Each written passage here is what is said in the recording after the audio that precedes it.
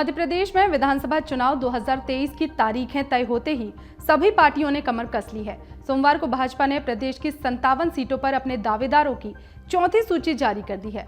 इसमें मालवा निमाड़ की 14 सीटें शामिल हैं, लेकिन कुछ सीटों पर अभी भी उठापटक की स्थिति बनी हुई है। मध्य प्रदेश में 57 प्रत्याशियों की चौथी सूची जारी होने के साथ ही मालवा निमाड़ की ज्यादातर सीटों पर भारतीय जनता पार्टी का प्लान साफ हो गया है।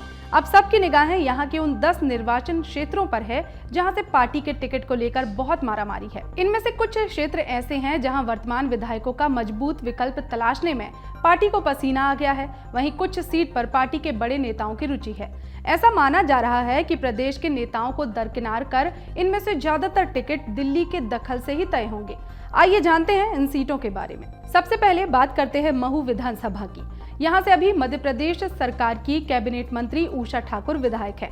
पार्टी यह तय नहीं कर पा रही है कि यहां से उषा ठाकुर को ही मौका दिया जाए या फिर किसी नए चेहरे को सामने लाया जाए। इस बार महू में स्थानीय चेहरे को मौका दिए जाने की बात भी प्रमुखता से सामने आई है और स्थानीय नेता पार्टी के दिग्गजों के सामने भी दमदारी से ये बात रख चुके हैं। उषा ठाकुर पर स्थानीय नेताओं की अनदेखी करने और क्षेत्र के विकास में रुचि नहीं लेने का आरोप है। केंद्रीय रक्षा मंत्री राजनाथ सिंह और संघ के दिग्गज भैया जी जोशी से नजदीकी उषा ठाकुर का मजबूत पक्ष है और इसी के चलते वे अपनी उम्मीदवारी को लेकर आश्वस्त नजर आ रही हैं। एक संभावना यह भी जताई जा रही है कि वरिष्ठ नेताओं के हस्तक्षेप के चलते उषा ठाकुर की अपने पुराने निर्वाचन क्षेत्र इंदौर 3 में वापसी हो सकती है। महू से भाजपा के टिकट पर उम्मीदवारी के लिए एक मजबूत दावा मध्य प्रदेश युवा आयोग के अध्यक्ष डॉक्टर निशांत खरे का भी है। महू के बाद इंदौर 5 विधानसभा की बात करते हैं। यहां से लगातार 4 चुनाव जीत चुके महेंद्र हरडिया इस बार पार्टी के ही कुछ नेताओं के विरोध का सामना कर रहे हैं, लेकिन ये बात भी अलग अलग स्तर से सामने आई है कि यहां कांग्रेस की चुनौती से हरडिया ही निपट सकते हैं। 2 महीने पहले तक उम्मीदवारी की दौड़ से बाहर माने जा रहे हरडिया मजबूत विकल्प न मिलने के कारण अभी दौड़ में सबसे आगे हैं। उनके विकल्प के रूप में बीजेपी के नगर अध्यक्ष गौरव रणदिवे और मध्य प्रदेश युवा आयोग के अध्यक्ष डॉक्टर निशांत खरे के नाम सामने आ रहे हैं। धार विधानसभा की बात करें तो यहां से भारतीय जनता पार्टी के वरिष्ठ नेता विक्रम वर्मा की पत्नी नीना वर्मा विधायक हैं। वे 3 चुनाव यहां से जीत चुकी हैं और चौथी बार उम्मीदवारी को लेकर आश्वस्त नजर आ रही हैं। पार्टी के पास इस बार उन्हें लेकर अच्छा फीडबैक नहीं था, इसी कारण अभी तक धार की इस सीट पर फैसला नहीं हो पाया। इस सीट पर भी उषा ठाकुर की निगाहें हैं। बीजेपी के उच्च पदस्थ सूत्रों के मुताबिक वर्मा ने पत्नी की उम्मीदवारी तय करवाने के लिए एड़ी चोटी का जोर लगा रखा है और उन्हें उम्मीद है कि आखिरी में उनकी बात मान ली जाएगी। यहाँ से एक अन्य दावेदार कुछ महीने पहले तक भारतीय जनता पार्टी के जिला अध्यक्ष रहे राजीव यादव भी हैं।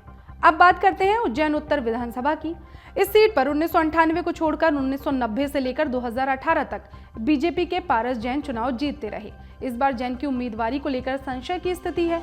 बढ़ती उम्र भी जैन का नकारात्मक पक्ष है। उज्जैन नगर निगम में सभापति सोनू गहलोत यहां पर पारस जैन की जगह ले सकते हैं।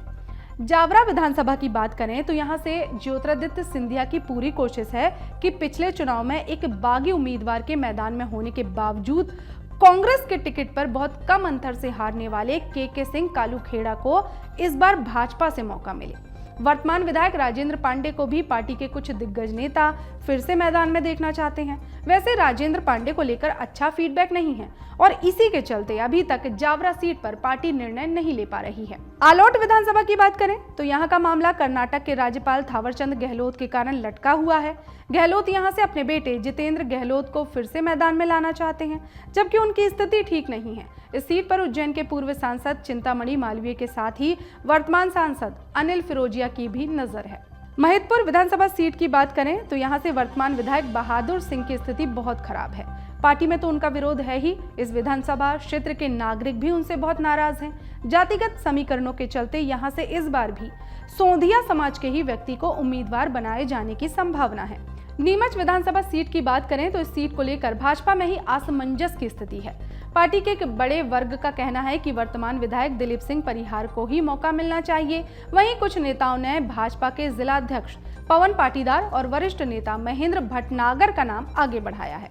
गरोट विधानसभा सीट की बात करें तो यहाँ के वर्तमान विधायक देवीलाल धाकड़ को संघ की पसंद के चलते पिछली बार टिकट मिला था, लेकिन इस बार पार्टी उन्हें मौका देने के पक्ष में नहीं है। जातीय समीकरणों के चलते इस सीट से मंदसौर के सांसद सुधीर गुप्ता को उम्मीदवार बनाया जा सकता है। अब बात करते हैं खरगोन विधानसभा सीट की। इस सीट को लेकर भी भाजपा के दिग्गजों की राय अलग अलग है।